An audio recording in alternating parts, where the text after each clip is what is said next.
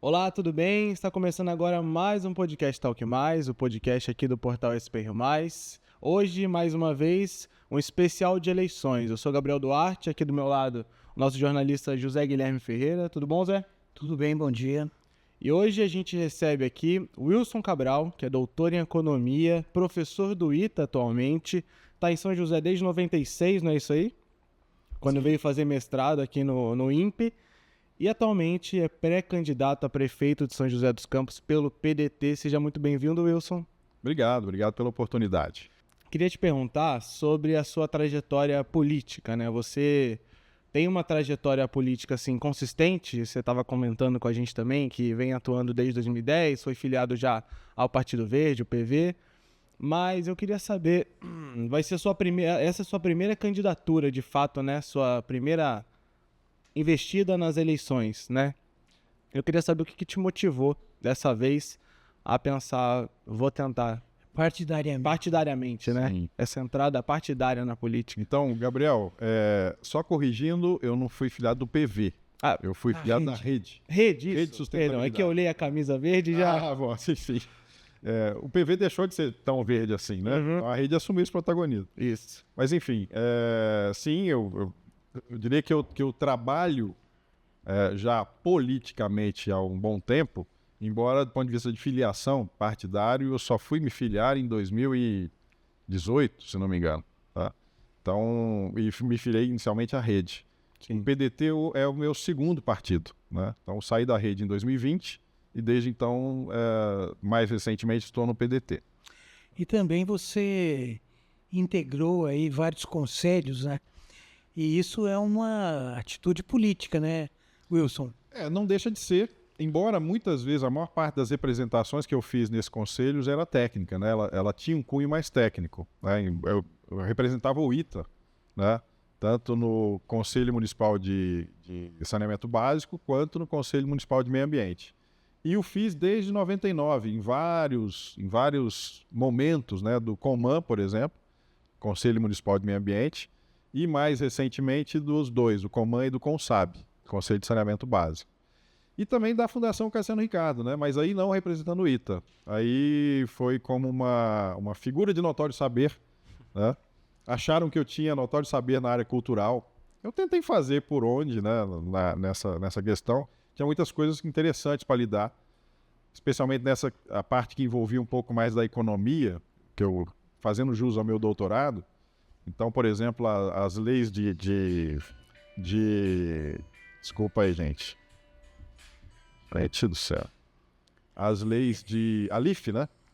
A concessão de recursos por conta da cultura, das leis de incentivo à cultura e assim por diante. E aí eu ajudei um pouco nesse sentido, de dar mais celeridade e dar mais análise técnica e econômica à concessão. Desligar isso.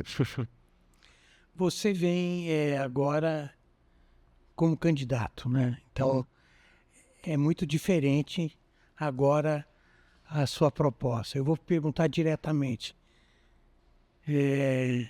São José tem jeito? São José tem muito jeito. Né? E, felizmente, tem muitas cidades no Brasil, muitos municípios, que eu diria que tá beirando não ter jeito, né? Que o desafio é muito maior.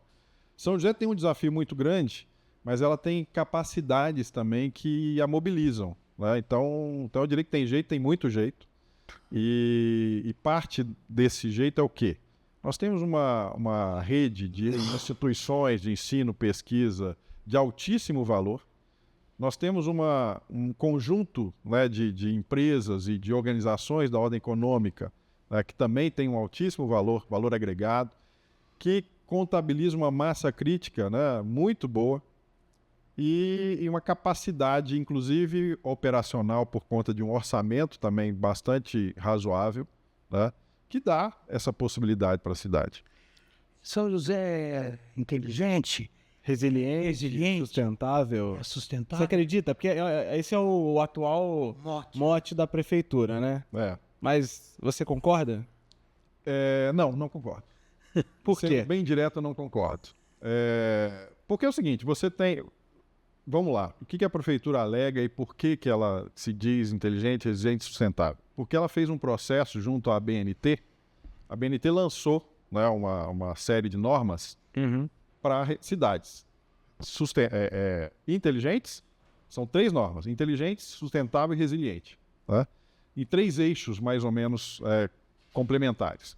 E São José foi uma espécie de piloto para essas normas. Foi a primeira cidade, o primeiro município que foi aprovado, que passou por esse processo.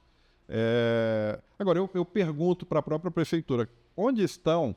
São mais de 150 itens que têm que ser registrados e você tem que passar por esses itens, ser aprovado neles, para dizer que você é inteligente, resiliente e sustentável. E a gente pergunta para a prefeitura, cadê os 150 itens e como é que a prefeitura está em cada um deles?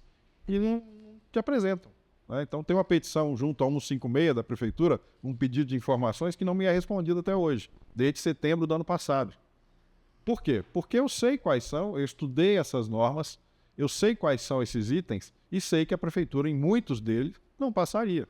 Né? Você pode citar um item? Um item. Por exemplo, resiliência no resiliente é por conta das mudanças climáticas, especialmente por conta das mudanças climáticas. Então, quando fala resiliente, é uma cidade que tem uma resposta de adaptação a mudanças climáticas. Olha onde eles vão se meter, deixaram de responder sobre resiliência para a pessoa especialista nessa questão. Pois é, eu tive que fazer o meu dever de casa, né? Então eu fiz esse estudo sobre essas normas e de fato, aliás, foi uma das contestações que eu fiz no Conselho de Saneamento Básico. No Conselho foi apresentado o plano de macrodrenagem em 2021, que a Prefeitura encomendou. Antes da Prefeitura encomendar, a gente já tinha feito petições, como conselheiros, para que esse plano de macrodrenagem considerasse mudanças climáticas. Ou seja, que houvesse uma projeção de modelos que comportasse mudança climática. E quando eles apresentaram o plano, não tinha mudança climática. Né? Não comportava, não tinha modelagem de cenários com mudanças de clima, né? Como a gente solicitou. E isso não aponta para uma cidade resiliente. Como é que eu digo que eu sou resiliente se eu sequer sei como é que a cidade vai se comportar num cenário adverso? Tá? O Gabriel publicou várias matérias aí sobre enchentes, né? Sobre enchentes, sim. A gente teve pontos de estrangulamento aí. Você está falando em drenagem, né? Sim. Esse é o Tem ponto. tudo a ver, né? Tem tudo a ver, esse é o ponto. A última, vou dar um número. A última grande enchente que nós tivemos aqui, que gerou uma série de problemas, Vale do Sol, etc., choveu nos pluviômetros do Semadem. O pluviômetro que mais registrou chuva, choveu 35 milímetros em menos de 2 horas. Uma chuva de 35 milímetros em 2 horas é uma chuva tranquila, não é nada exorbitante. E, no entanto, gerou todos aqueles problemas que foi muito concentrado num lugar. Tá? Em São Sebastião, naquela catástrofe que teve no início do ano passado, choveu 640 milímetros em 2 horas. 640. Muito mais. 20 vezes mais. Ou seja, São José está preparada para uma chuva 20 vezes maior do que aquela que já fez aqueles estragos todos? Né? Uma outra grande chuva que teve também há algum tempo atrás, choveu 64. E inundou até a frente do Paço Municipal ali, né? Na porta da prefeitura. Inundou. Uma via arterial da cidade, né? Ao fundo do vale. E aí? E nós não temos preparação para isso. São esses cenários que deveriam ter sido contemplados no estudo de macrodrenagem para gerar um plano de resposta. E não estão considerados. Isso é uma questão também, porque você comentou que foram apresentados esses estudos pelo comitê, mas não foram levados adiante. Você acha que os comitês, seja de cultura, de meio ambiente, de drenagem, como você comentou, talvez falte voz para eles, ou falte influência, poder, alguma coisa do tipo? Falta poder. Né? Esses conselhos, nos últimos tempos, eles têm sido modificados em sua estrutura e na forma de ascensão das entidades, das representações, de forma que eles não se tornaram mais representativos da sociedade. Eles hoje têm uma uma grande participação do próprio poder público, da prefeitura, e ela, junto com mais uma, duas ou três entidades que ela, de certa forma, arranja para que estejam naquele conselho, ela faz maioria. E aí o conselho deixa de ter aquele, vamos dizer, poder. Representatividade. Né? Representatividade de influência, né? Por quê? Porque quando há um assunto que é mais polêmico para a prefeitura, ela simplesmente coloca lá a maioria dela e vota a favor do que ela quer, né? Então isso cria um embaraço muito ruim para a governança pública, né? Porque você corta, você elimina as vozes dissonantes. E um governante, ele tem que ter voz dissonante, né? Tem que ter alguém que, quando você apresenta um projeto, alguém que critique esse projeto. Hoje falta voz dissonante? Absolutamente. Não faltam as vozes existem, só que elas não são ouvidas, né? Elas estão aí, dispersas Elas na não são sociedade. ouvidas, mas também não são organizadas, né? Eu diria que houve um processo de desorganização orientada dessas vozes, vamos chamar assim, né? Então, por exemplo, quando você tem uma entidade que representa um setor da sociedade, vamos pensar na área ambiental, uma ONG que atua com projetos ambientais, que sabe um pouco da questão ambiental da cidade, né? E aí ela, por exemplo, poderia ser um partícipe do Conselho Municipal de Meio Ambiente. Quando a prefeitura faz um projeto com essa ONG e banca, né, custeia um projeto com essa ONG, ela estabelece um vínculo. Fica atrelada. Então essa ONG começa a perder a capacidade de representar. Por quê? Porque se a prefeitura quiser, ela pode chegar nessa ONG num dia de uma votação polêmica e falar, ó, eu tenho aquele projeto com você, né, nós temos uma relação, então, por favor, vote naquilo que me interessa aqui. Né? Então essa ONG deixa de ser uma representante da sociedade. Fica refém. Fica refém do poder público. E não só a ONG, né? Estou falando da Câmara. Vamos pensar na relação de poderes, a Câmara Municipal. A Câmara tem sido bloqueada em pedidos de informação à Prefeitura. E esse é o papel preponderante. A Câmara tem dois papéis fundamentais, que é o de legislar, que é o de fazer leis em prol da governança da cidade, em prol da sociedade, e o segundo é de fiscalizar o executivo. Esse é um papel que a Câmara não pode arredar pé. E, no entanto, quando ela faz pedidos de informação sobre determinado assunto, que são assuntos, às vezes, que o poder público é quem tem, a prefeitura é quem tem as informações mais detalhadas sobre um projeto, sobre alguma coisa, a prefeitura vai à Câmara com o seu poder de influência e bloqueia o pedido de informação. O jogo político é assim, né? Pode ser diferente. Como o prefeito Wilson faria para conseguir conversar com os vereadores? Eu acho que a Câmara tem um papel tão nobre, os vereadores têm um papel tão nobre, e historicamente esse papel tem sido aviltado por essa relação. Você estabelece uma relação que não é de fiscalizadora, que não é de uma relação de dois poderes independentes, e fica um poder dependente do outro.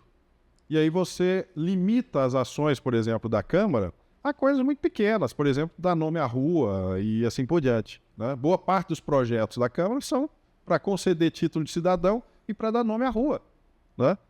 Grandes coisas, né, grandes projetos para a cidade, ou vêm da prefeitura, ou praticamente eles não existem, né? E por quê? Porque você relegou a Câmara um papel muito subserviente, né?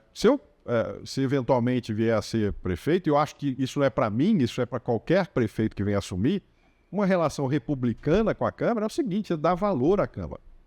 É voltar a atribuir valor a essa função e trabalhar junto com ela. Mas o trabalhar junto não é subserviente um ao outro, é junto. Pelo interesse da cidade. E pensando nessa questão também, como que você trabalha com o PDT a montagem do seu plano de governo, quem vai compor, vice, eventuais vereadores que o partido vai lançar junto também? Isso é uma discussão que a gente tem feito internamente e também transparecendo como podemos, né? O PDT é um partido em São José muito pequeno, nós reconhecemos isso. Na última eleição sequer teve candidato, né, a vereador. Foi uma decisão do partido não lançar, por falta de condições internas, estruturais.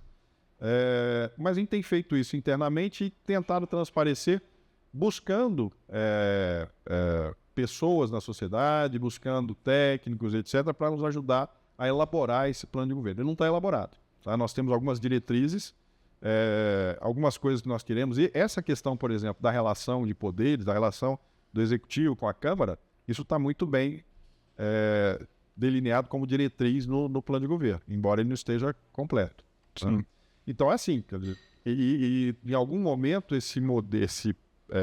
vamos chamar de piloto de plano de governo, será apresentado à sociedade para a gente também ouvir de diversos setores e tal, alguns ajustes, algumas proposições, sugestões e complementos. Né? Certamente nós não temos a totalidade dos temas na mão.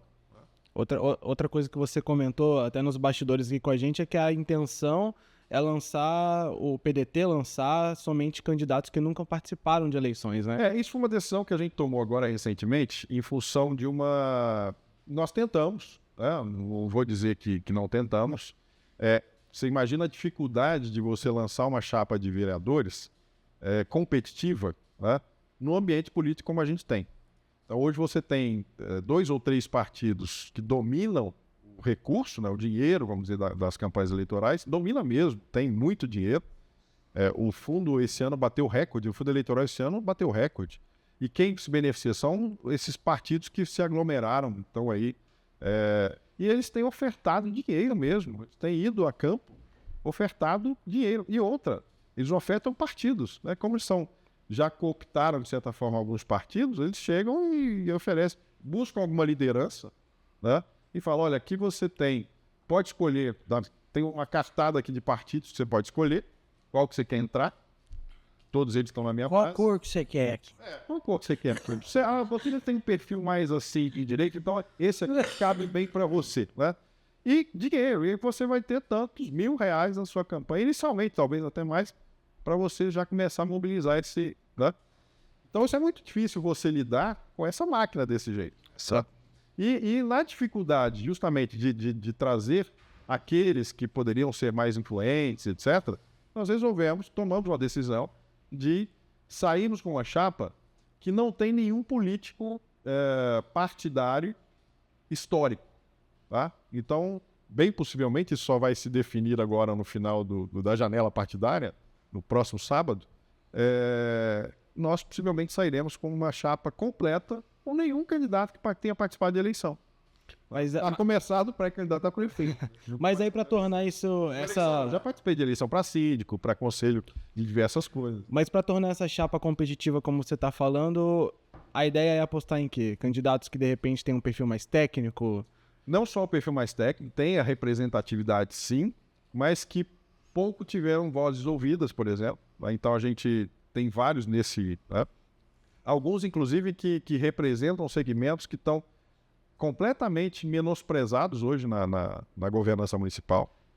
Por exemplo, os PCDs, né?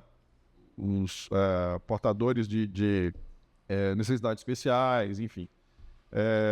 Que nós temos aí diversos problemas que não estão sendo contemplados pela administração. Então você tem aí um nicho e pessoas que reverberam, que representam essas porções aí do município, da sociedade, que têm voz, trabalham no seu segmento, são reconhecidos nos seus segmentos, mas têm sido não tem representatividade na administração atual, nos conselhos e assim por diante. Vamos falar de um tema que está na crista da onda, que são as concessões dos parques da cidade. Wilson, como que você vê? A gente sabe que você tem uma posição nem lá nem cá, né? Quer dizer, você admite uma gestão privada dentro de critérios muito bem resolvidos, né?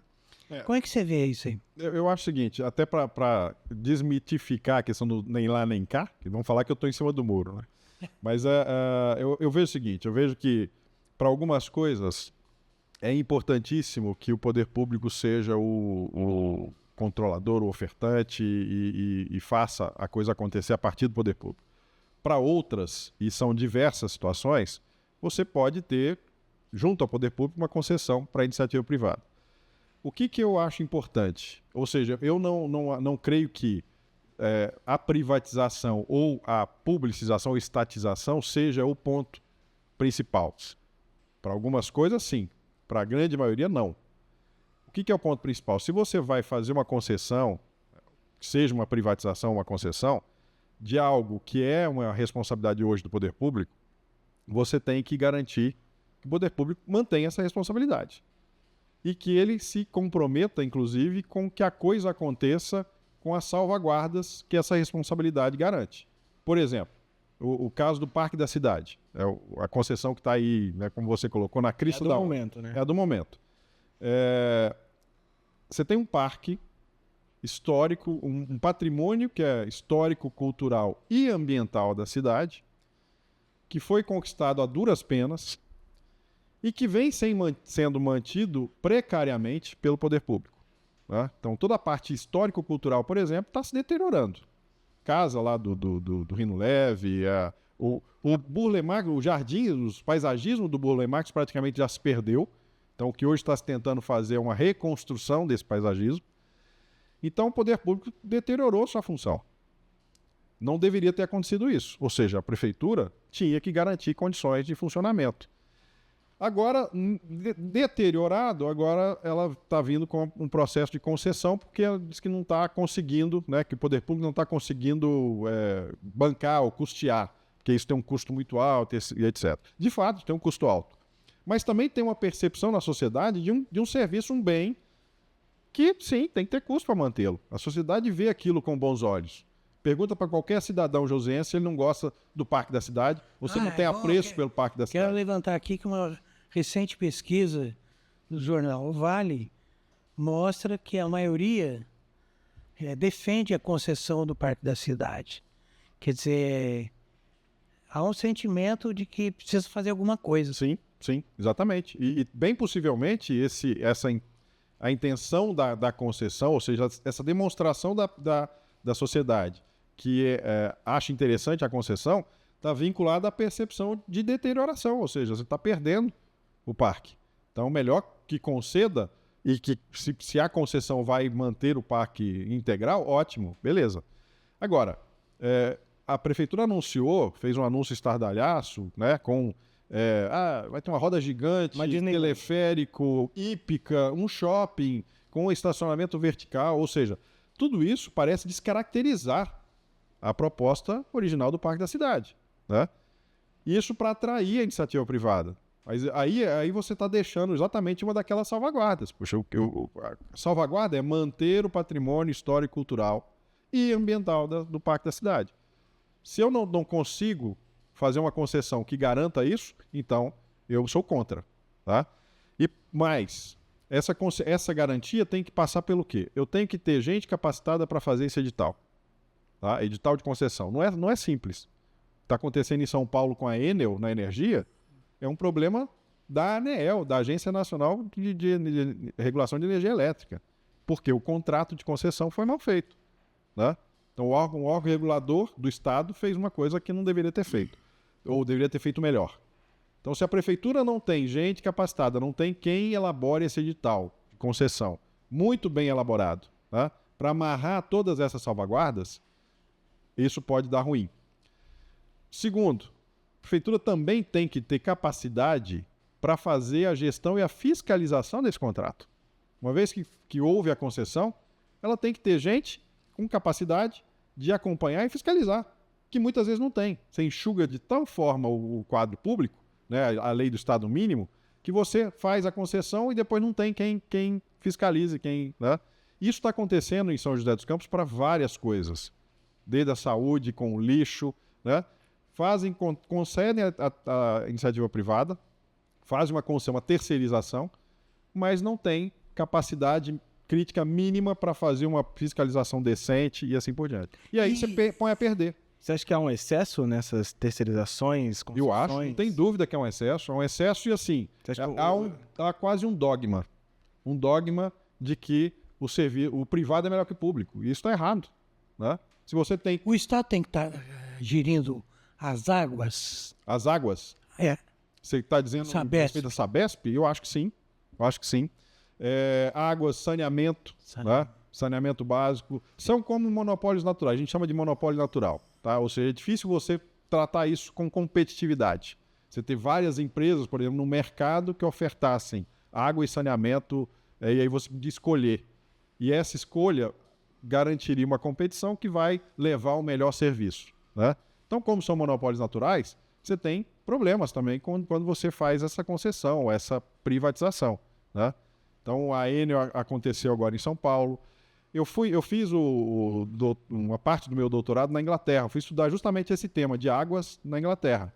Enquanto muita gente estava estudando águas aqui sobre a ótica da França, né, porque o nosso sistema de gestão de águas foi moldado no sistema francês, eu pensei lá na frente. Só que a gente está migrando no sistema que era o francês para um sistema que está mais parecido com o do inglês, quando a gente começar a fazer a privatização, as concessões de água, de serviço de água. E eu fui para a Inglaterra. Na Inglaterra você tinha a Thames Water, em Londres, que é quem cuidava do saneamento, o serviço de água de Londres. E na época era muito bem visto. Né? E eu levantei uma série de questões e fiz uma pesquisa junto ao cidadão lá na Inglaterra para saber. Você foi pescar lá no Thames? Não se recomenda, porque embora ele tenha sido limpo, né, entre aspas, ele foi limpo com base em critérios passados. Só que ele está cheio de uma série de hormônios, uma série de outros medicamentos, novos poluentes, que fazem com que os peixes, por exemplo, tenham uma série de problemas de ordem hormonal, de ordem metabólica. Então, não se recomenda. Eu não fui pescar no Tâmisa, não. Mas o fato é esse. O fato é que hoje, por exemplo, a Thames Water, que era uma das principais empresas privadas de saneamento no mundo, está quebrando. Está falindo. E aí, como é que vai ficar o serviço lá? Então, hoje está sendo feita uma ampla revisão dos sistemas de concessão na Inglaterra por conta desse problema da Thames Water. Né? E ela passou... Veja, era uma empresa que atendia Londres. Aí ela passou a atender diversos outros mercados. Ela passou a ser mundial. Né? E aí ela está quebrando. Com a companhia multinacional, quando está quebrando, quando... Né, não tem equilíbrio orçamentário, por exemplo, o que eles fazem? Ou eles liquidam a companhia, e aí pouco importa quem é que está na ponta lá, se é um consumidor, é uma empresa, se é alguém que está precisando de água. Só que a gente está falando de um serviço essencial. A gente está falando de um serviço essencial, exatamente. Né? Então, é muito complicado essa concessão em monopólios naturais, e eu diria o seguinte, hoje o Estado brasileiro, em nenhum nível administrativo, nem município, nem Estado, nem União, tem capacidade para gerir um bom contrato de concessão de um serviço essencial como esse. Porque a premissa aí do governo do Estado, né, é que durante a campanha ele trouxe a privatização da Sabesp como um dos pontos da campanha. E o governador Tarcísio diz que se ele venceu as eleições e aquilo estava contratado na dinâmica eleitoral, ele vai fazer. Né? Você acha que essas grandes questões precisam ser discutidas e votadas separadamente, em termos de plebiscitos ou consulta popular? O Zé Guilherme, eu acho o seguinte, você teve no processo da Sabesp as audiências públicas, tá? Que poderia ser o referendo popular. Né? Aqui em São José, por exemplo, não sei se vocês acompanharam, mas a audiência pública da Sabesp aconteceu no Parque Tecnológico, às 14h, em um dia útil, né? E que as pessoas não têm capacidade, não têm condições de ir para defender isso. E, no entanto, foram 40 manifestações, 2 delas favoráveis à privatização e 38 contra a privatização. Então, se ele vai seguir uma espécie de plebiscito ou de referendo popular, as audiências públicas vão dizer não. Tá? Então, quando da promessa eleitoral, logo que ele assumiu, eu me lembro que ele falou, eu vou estudar a privatização da Sabesp. Sob pressão, ele falou, não, vou estudar, né? E agora saiu com a privatização. Eu não... Na audiência pública, a secretária foi questionada sobre a motivação. Qual que é a motivação em si da privatização? E ela não soube responder, né? Por quê? Porque a Sabesp é uma empresa que já atingiu números, é a melhor empresa de operação de saneamento do país, já atingiu números importantes, por exemplo, está muito próximo da universalização do serviço de atendimento a saneamento no estado de São Paulo, é superavitário, já é privatizado em parte, então por que mexer nesse modelo e privatizar completamente não, privatizar mais 20% agora, né? E não souberam responder. Então acho que esse estudo talvez não tenha sido eficaz ou suficiente para uma real contabilização de custos e benefícios. Entendi. Agora, olha, a gente já passou dos 30 minutos de papo, estamos chegando aí pro fim da nossa entrevista, mas tem tanta coisa para falar, né? Eu queria falar mais. Eu sei que o Zé tinha um assunto em mente já guardado que ele queria comentar, vou deixar esse espaço para você então, Zé. Eu não sei se é esse, mas eu queria saber o seguinte. A gente vê o ITA afastado da cidade, né? Quer dizer, apesar de todas as celebrações que são feitas, o valor do ITA, os valores das cabeças do ITA, desde do seu fundador, o Marechal Casimiro, tal, passando pelo Osiris Silva, sempre há um auê todo pelo ITA, mas, na realidade, muita coisa feita no ITA não chega à população em geral e não chega à sua cidade-mãe, que é São José. As pessoas trabalham muitas vezes de maneira solipsista, né? Ficam lá nos seus laboratórios. Solipsista. Eu preciso escrever essa palavra que você procurar, que eu estou aprendendo aqui. Mas vamos lá. Não, ficam lá nos seus laboratórios e a pesquisa não chega na cidade. Ou se Você tem exemplos de coisas de participação mais efetiva da academia com a cidade. Como você vê a possibilidade de melhorar essa relação? Eu vejo uma ampla possibilidade e eu vejo que isso é um exercício necessário, tanto para o ITA, quanto para o DCTA, quanto para São José dos Campos, tá? Para ambas as partes, não só o ITA.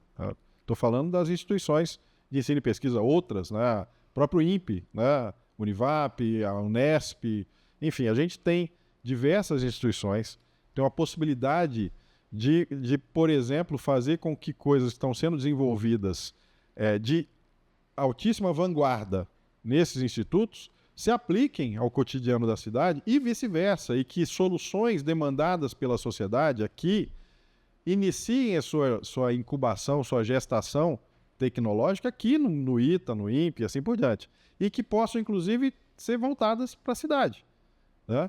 Tem uma visão que é o seguinte, do gasto público, os Estados Unidos usou muito disso. Apple, essas grandes companhias americanas, inclusive essas de tecnologia, usaram muito do investimento, que eles lá chamam de investimento público, nessas startups, para fins de internalização do conhecimento, para fim, tem uma startup desenvolvendo determinado assunto ali, tem outro assunto aqui na cidade que é importante e que está coligado. Por que a gente não banca essa startup para desenvolver uma solução para a nossa cidade? E internaliza isso. E dá volume, inclusive, para que essa startup cresça e possa ofertar isso. Vira um portfólio, né? Um exemplo. A casa Era isso que eu pensei. Niemeyer, que é um projeto sob sua liderança, se me corrija depois, amplie, no teste aí de materiais sustentáveis e de processos de construção sustentáveis, né? Feitas numa residência lá do ITA, lá do CTA. E eu pergunto, como é que um projeto desse pode chegar na ponta aqui? De várias formas. Eu diria, vou citar 3 delas, né? E citar com números, Você inclusive. pode construir o raciocínio um pouco melhor do projeto, por favor. Tá, a Casa Niemeyer foi um processo. É o seguinte, vamos lá. A gente ministra sustentabilidade lá no ITA. Tá? Essa é a minha disciplina. Tá? E a gente percebeu ao longo do tempo que o próprio ITA ou o poder público não era sustentável nas suas ações. Então, estava ensinando alunos sobre sustentabilidade e, no entanto, a própria empresa, o próprio instituto não era sustentável nas suas ações. Ia fazer uma nova edificação, não tinha os elementos para sustentabilidade. Ia fazer uma reforma, não tinha os elementos para sustentabilidade. Então, a gente resolveu internamente, vamos fazer esse movimento interno de um projeto que vai mostrar, vai provar para os gestores, etc., que você tem condições de fazer uma reforma no imóvel público, gastando menos recursos inicialmente do que a média das reformas e economizando tanto no inicial quanto ao longo do tempo com práticas sustentáveis. Então a gente fez isso, fez a Casa Niemeyer e ela foi monitorada por 3 anos. Hoje a gente tem os números, o relatório está sendo finalizado agora. 20% menos energia e 30% menos água do que o padrão. Tá? Então isso já demonstra como ela responde à questão de economia e de economia de manutenção.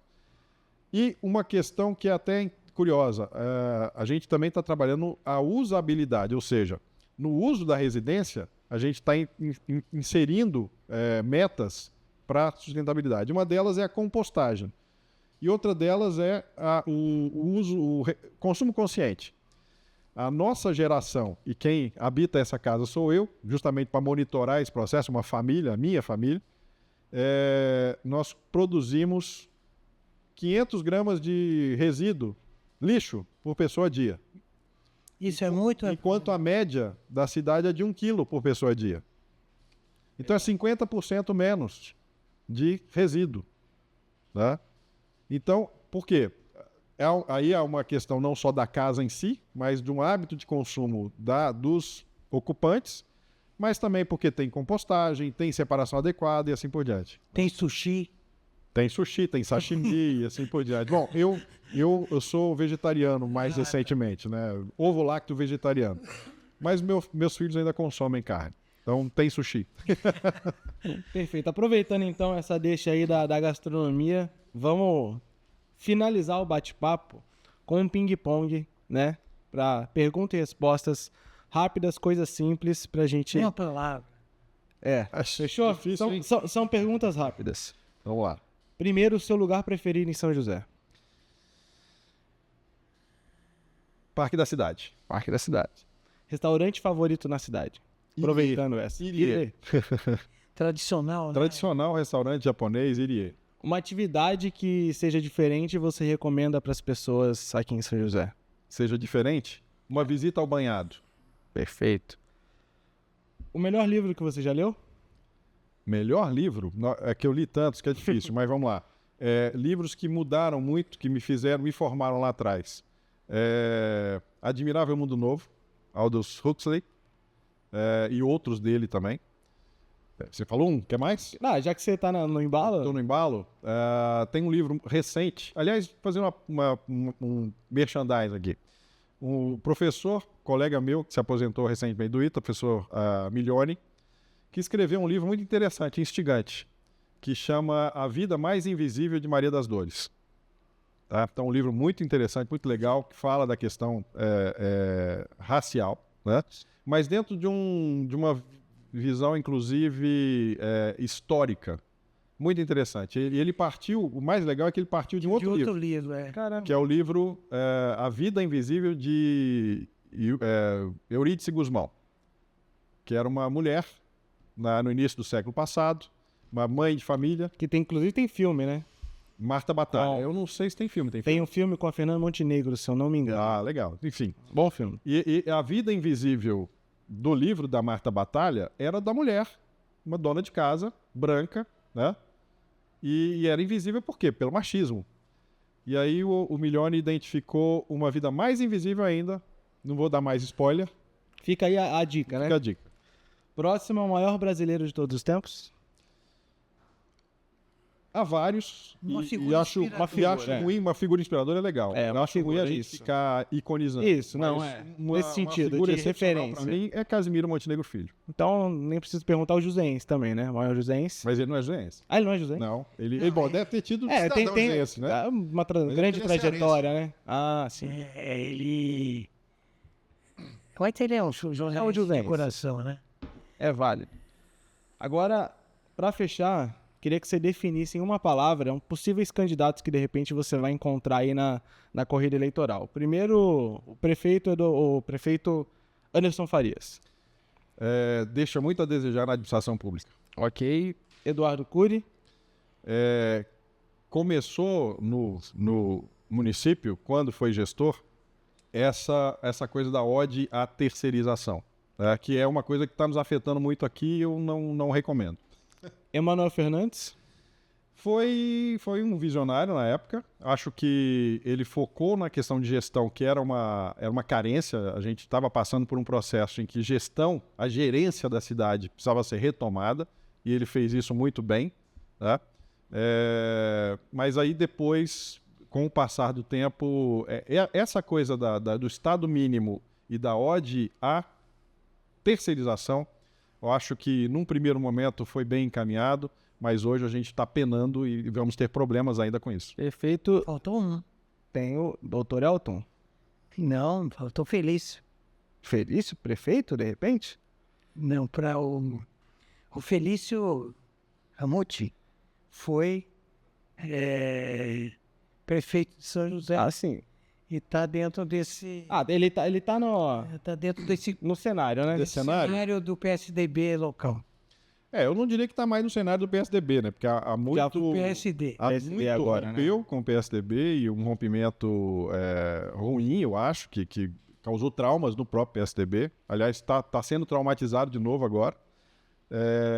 E inaugurou uma era de muito pouca participação social na vida política joseense. Eu acho que isso é terrível para a governança da cidade. O controle dos conselhos, o controle da Câmara, o controle de tudo e o corte ao contraditório, ou seja, a supressão do contraditório.